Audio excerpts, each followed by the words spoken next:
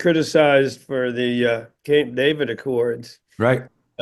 because he betrayed the Palestinians, but And he was criticized by Americans at the time for even talking to Egypt, for yeah, betraying the Israelis. yeah, And yeah, certainly at that point with the Camp David Accords, he refused to meet with Palestinian leadership, yeah, right? And Palestine was not a factor. And when Israel started, well, it was a factor, but when Israel started violating aspects of the accord, such as putting settlements in, yeah, the Americans did nothing.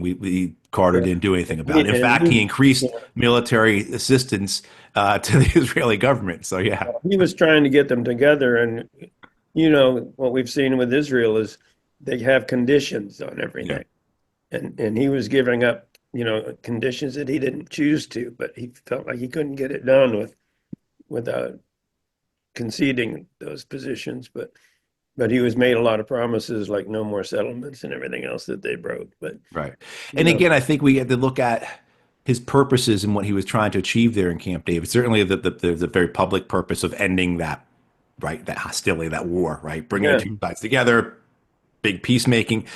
But it brings the Egyptians into the American camp, right? Right. It establishes Egypt Cold as an War American stuff ally. too.